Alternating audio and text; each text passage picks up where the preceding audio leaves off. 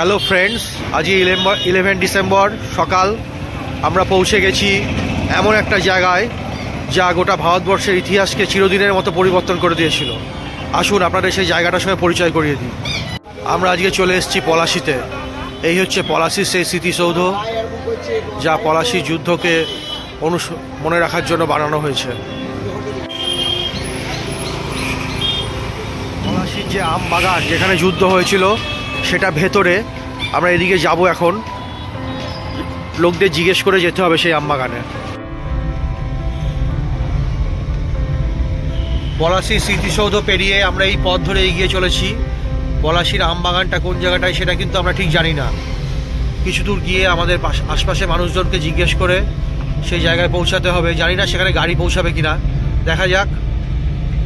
দুপাশে আমের গাছ, রাস্তাটা খুব সুন্দর। আমরা এই রাস্তা দিয়ে চলে যাচ্ছি, আর কিছুক্ষণের মধ্যেই পৌঁছে যাবো পলাশির সেই ঐতিহাসিক প্রান্তরে, যা ভারতবর্ষের ইতিহাসকে চিরদিনের মতো বদলে দিয়েছিল। দুদিকে গাছ, ঘন জঙ্গল। এসব ব্রিটিশ আমলে লাগানো গাছ।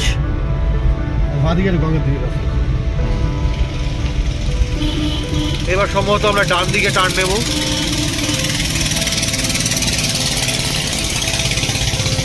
এটাই হচ্ছে সেই স্মৃতিসৌধ, যেটা সেই ঐতিহাসিক যুদ্ধকে স্মরণ করে বানানো হয়েছিল। এখানে সিরাজউদ্দৌলার একটা মূর্তি করা রয়েছে। 23শে জুন 2007-এ এটা হয়েছিল, উদ্বোধন হয়েছিল। আমরা এখানে লোকাল যারা আছে তাদের সঙ্গে কথা বললাম। ভেতরটা গিয়ে আমরা দেখাবো আপনাদের মনুমেন্টটাকে।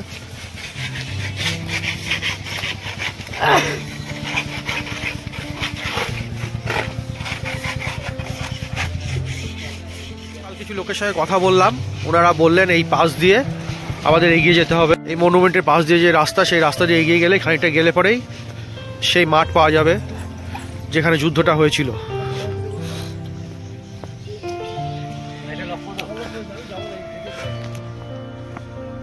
আমরা এগিয়ে যাচ্ছি সেই রাস্তায়। চেষ্টা করব সেই ইতিহাসকে ছুঁয়ে দেখার। কতটুকু বা স্মৃতি বেঁচে আছে আজ থেকে 267 বছরের সেই যুদ্ধের। চলুন দেখা যাক।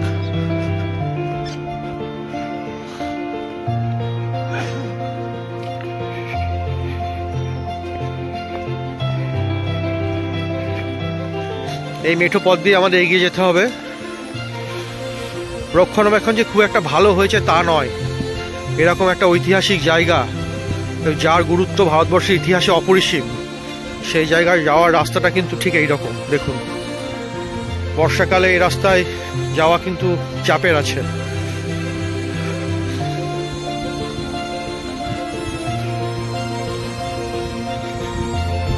গ্রামের মানুষ কাজ করছেন এখানে, পুরো ক্ষেতের মধ্যে।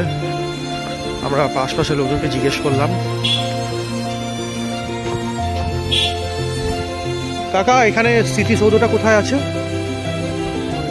এই দিক দিয়ে যেতে, এই সোজা যেতে হবে? আচ্ছা আচ্ছা আচ্ছা।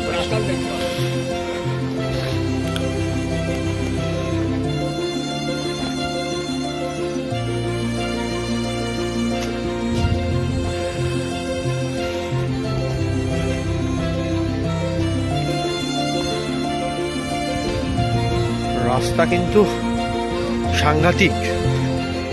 মানে শীতকালে, এখন আমরা শীতের সকালে এসেছি, চলে যাচ্ছি, কোনো অসুবিধা নেই। কিন্তু বর্ষার সময় এখানে আসা ভয়ঙ্কর অভিজ্ঞতা হবে। সরকার থেকে এটাকে অ্যাটলিস্ট কিছু স্টেপ নেওয়া উচিত। এরকম একটা অপরিসীম যার ঐতিহাসিক গুরুত্ব, সেই জায়গা যদি এরকম নেগলেক্টেড পড়ে থাকে, নেগলেক্টেডভাবে, তাহলে সেটা খুব দুঃখের।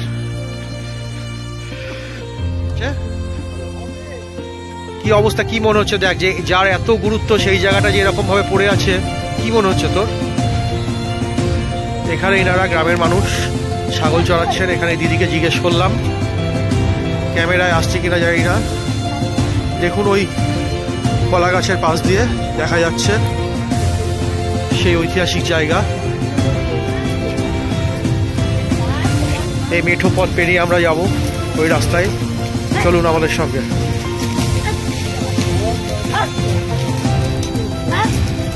এটা একটা আলাদা অভিজ্ঞতা।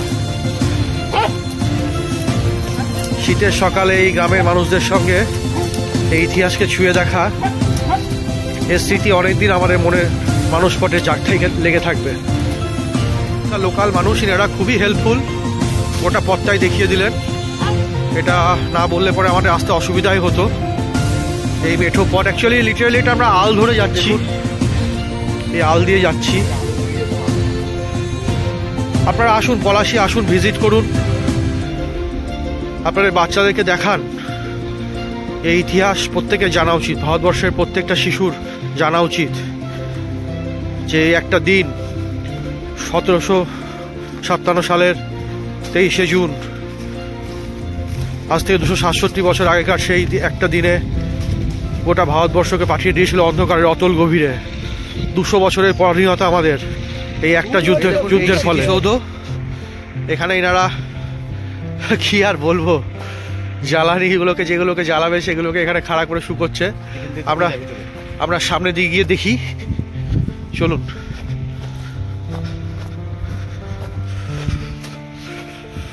মানে খুবই অযত্নে পড়ে আছে, খুবই অযত্ন, খুবই দুঃখের যে এই রকম একটা জায়গা যা এইভাবে পড়ে আছে, খুবই অযত্নে পড়ে আছে।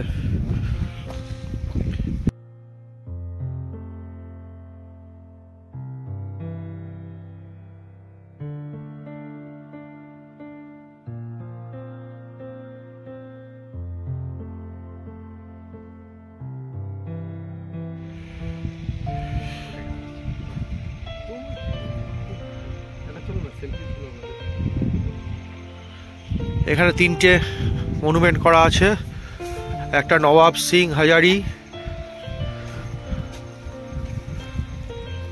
একটা মীর মদন আর একটা বাহাদুর আলী খান। এটা 1975 সালে এটা করা হয়েছিল।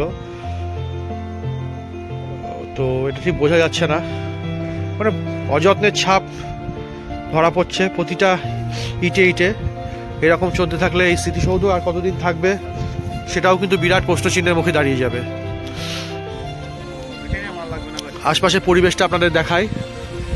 এখানে চাষবাস হচ্ছে এইটুকু জায়গায়, মোটামুটি এখানে 3 কাঠা মতো জায়গা তার আশেপাশে ফাঁকা করা আছে।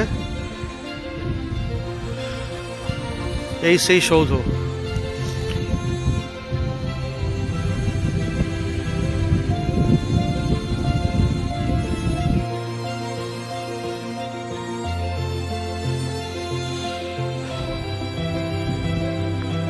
এখানে প্রচুর কুমড়ো গাছ হয়ে আছে, কুমড়োর চাষ হচ্ছে। তো চাষি ভাইয়ের অনুমতি না নিয়েই আমি কিছু কুমড়ো ফুল সংগ্রহ করলাম, ভাজা খেতে খুব ভালো লাগে। জানি না দেখা হলে ওনারা বকাবকি করবেন কিনা, না বলেই নিয়েছি, তবুও নিয়ে নিলাম। এত হয়ে আছে তো এই কটা নিলে নিশ্চয়ই কিছু বলবে না, দেখা যাক।